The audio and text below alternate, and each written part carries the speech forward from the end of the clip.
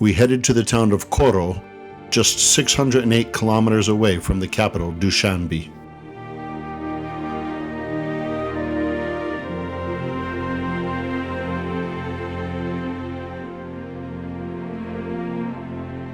The Republic of Tajikistan is a high mountain country in Middle Asia.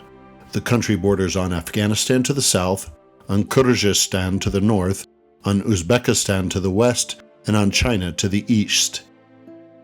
Its total area is 143,100 square kilometers, with a population of about 10 million.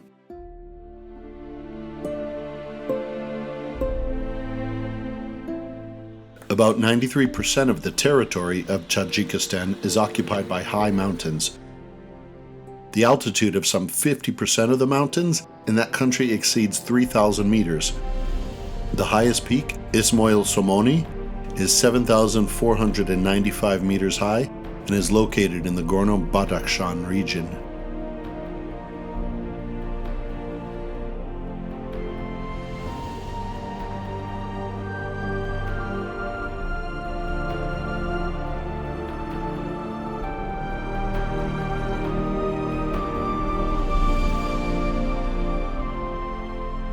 The temperature here was about minus 20 Celsius, but we were yet to see what it would be in our camp. The day was sunny and clear, a very good precondition for cold weather. We slowly climbed the ridge at a height of 4,300 meters, and without hurry went down to the big valley.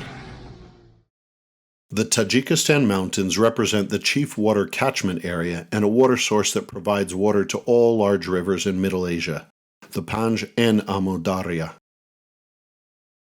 Grassy and bushy vegetation is dominant and almost no forests are found there. The climate is severe, continental with substantial daily and seasonal air temperature variations, a small amount of precipitation, low relative humidity, and slight cloudiness. The absolute temperature low measured on the peaks of Pamirs, Bolunkul, during winter is minus 63 degrees Celsius. We traveled the 200-kilometer distance from Koro to the Camp Kumdyu for about 3 hours and 30 minutes. There, the height was 3,970 meters. Old-time friends were there to meet us, including Chief Jaeger, Bano, his son Fedya, drivers Sob and Nek, as well as the camp manager, Daler. The temperature at noon was as low as minus 30 degrees Celsius, but it did not feel that cold because it was a windless day and the humidity was very low.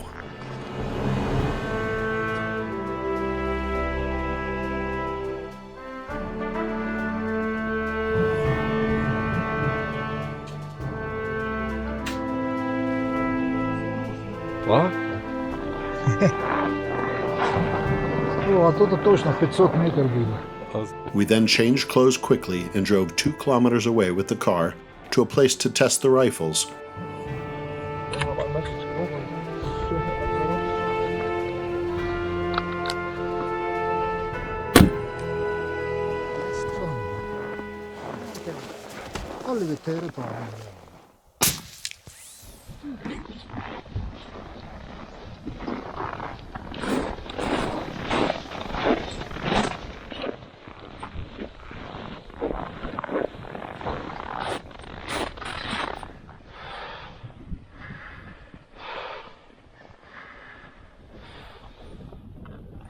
We toured some rocky hills and saw small groups of Marco Polo from a big distance.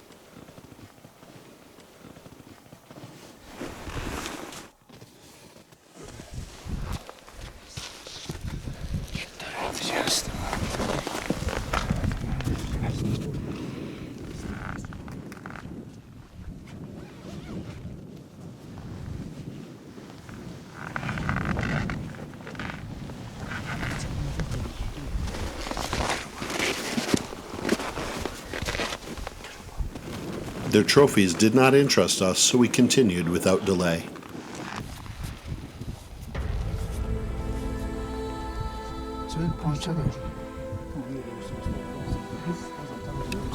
Later, we came across fresh tracks and followed them.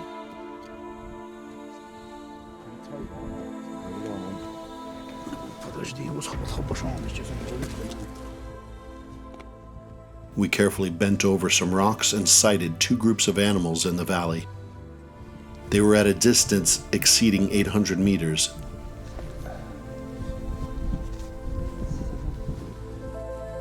The sun was setting and we hadn't the time to go around the animals to the northern section of this tucked away valley.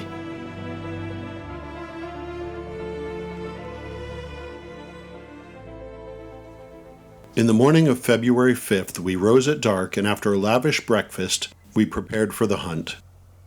It was quite crisp and cool outside. Mercury in the small thermometer had fallen below minus 40 degrees Celsius. When the sun rose, we headed to a new area where several herds of animals had been seen 2 days before.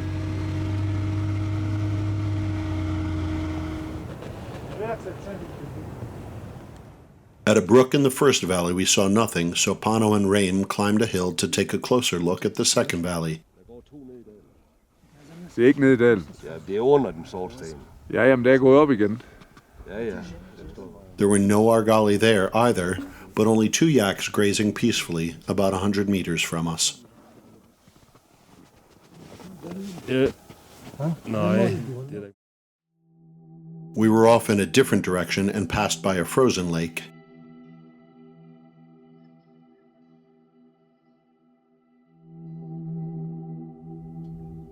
To our dismay, we saw a small herd of Bactrian camels digging in the snow in search of grass.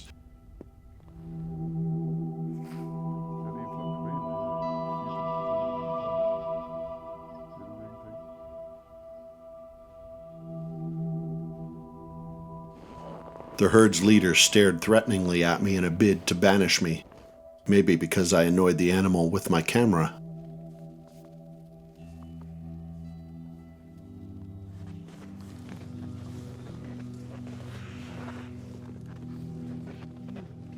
We climbed above this lake through another valley. There we could see three groups of Marco Polo at last, but they were more than 1 kilometer away.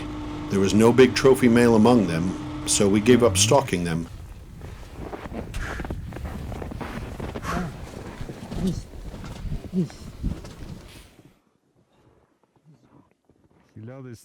In just half an hour, Pano sighted 3 males who lied in the snow under a rocky ridge, basking in the bright sun. He discussed the situation with his colleague Reim, so they suggested to the 2 Danish hunters to try and get closer to the animals, about 350 to 400 meters at least.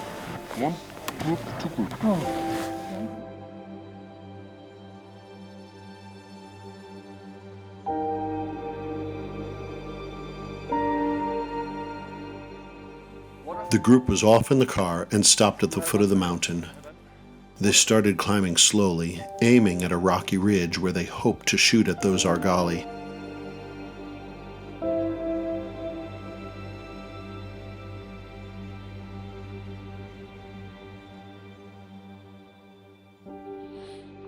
Reaching the target took about an hour and a half.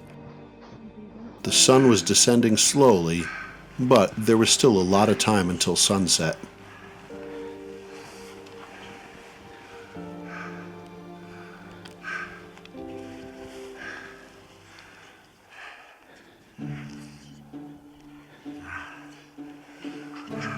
The Argali, Ovis ammon in Latin, also known as mountain sheep, inhabits the mountainous regions of Middle and Central Asia, as well as the southern regions of Siberia. It is the largest representative of the wild sheep. Its length ranges from 120 to 200 centimeters, its height at the withers from 90 to 120 centimeters, and its weight from 65 to 180 kilograms. Several subspecies have been identified depending on the size and coat coloration, the largest among them being the Pamir Argali or the Marco Polo mountain sheep, Ovis ammon poli. It has been named after the great traveler who was the first among Europeans to describe the animal. Both males and females sport long horns, which are much larger and impressive in the males, and may reach up to 13% of the total weight of this large animal. Its horns reach up to 190 centimeters in length, corkscrew-shaped and curled twice, ending outwards and upwards.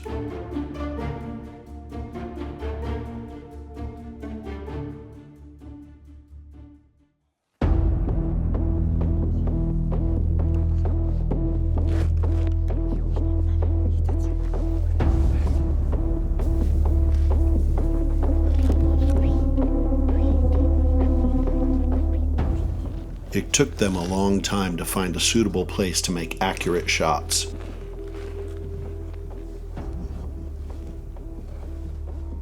At a certain point, the three animals rose to go grazing and started climbing slowly.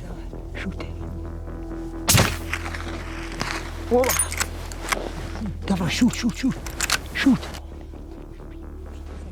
Doyum. Nein, doyum. The first bullet wounded the animal in the stomach, and it made an effort to move 10 plus meters forward. A second shot followed shortly and put an end to the Argali's agony. Concentration! First! Very good! For Satan! Yes! Before the sun hid behind the mountain range, we took more keepsake photos with the beautiful trophies from the Marco Polo Argali.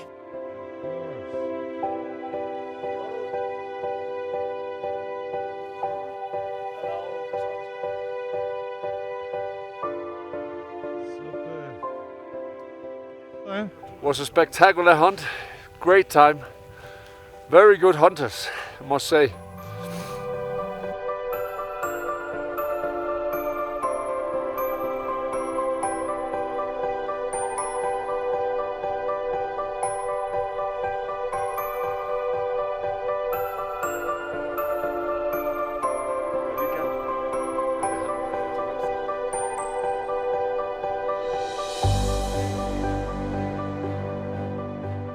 At dark, we returned to the camp rather tired, however, very satisfied with this first day of hunting.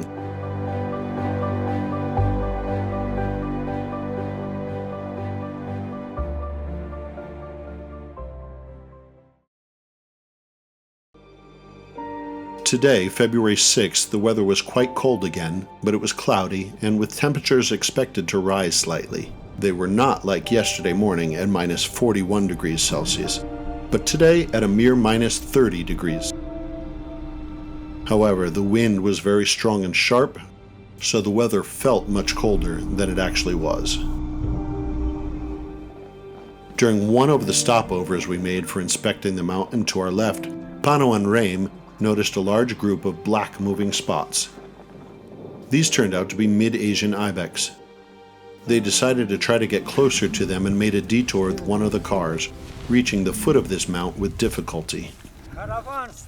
They got ready and began to climb slowly the steep, rocky slope. This ascent took more than 2 hours until they approached at about 700 meters the grazing animals, which were moving slowly and steadily upwards. The mid-Asian Ibex is a variety of the Siberian Ibex and inhabits the mountain ranges to the north of the Himalayas and to the south of Siberia, including Tian Shan and the Pamirs, also known as the Roof of the World. The largest members of the mid-Asian Ibex, Capra sibirica aliana species, inhabit these two great mountains. The lengths of the record game trophies range from 110 to 140 centimeters and from 25 to 29 centimeters in diameter at the base. In order to harvest such a trophy, you should reach a height of about 3,500 to 4,000 meters above sea level. They can be found relatively easily early in the morning while they're grazing. Then, by 9 a.m., they change places.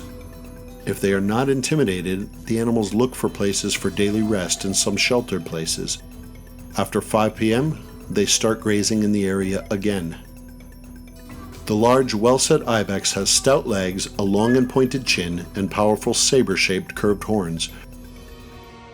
With males, the horns are large and curved up to 3/4 of a circle and end in a relatively thin point. The anterior surface of their horns is relatively flat, with distinct rings. Female horns are short and thin.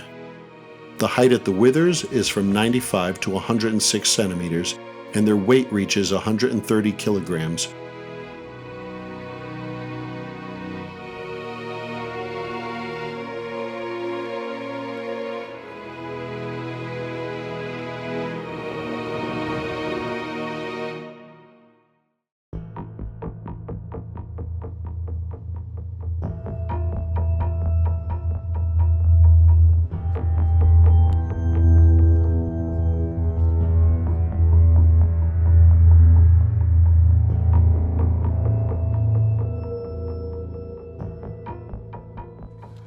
They struggled to get up and climb again, slowly and carefully, staring at the retreating animals. They must have seen them a long time ago. However, they did not run up in panic, but rather watched our group's movement with curiosity.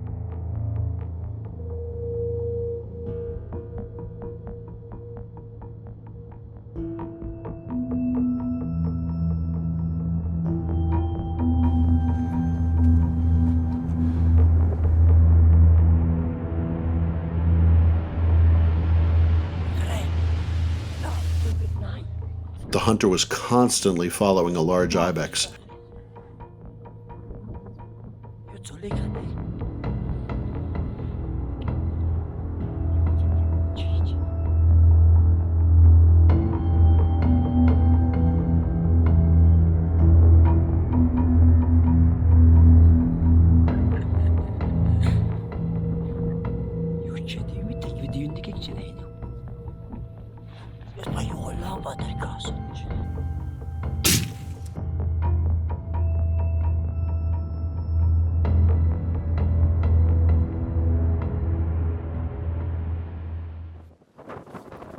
The strong pressure of the icy wind did not subside, but rather increased.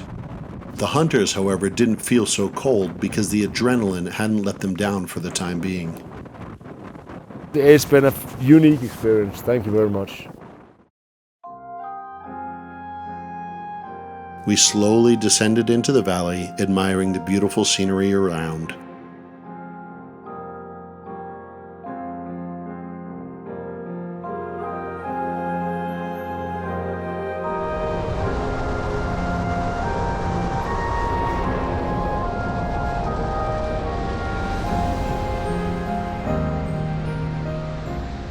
On February 10th, I saw off our Danish friends who headed to the airport for flights to Istanbul and then to Copenhagen. I'm sure that in the autumn we will travel with them somewhere in the world because they showed strong interest in our joint hunting activities. I hope that this modest report from their brief hunt will remain a pleasant memory of their winter adventures in Tajikistan. Welcome again to go hunting with us across the wide world.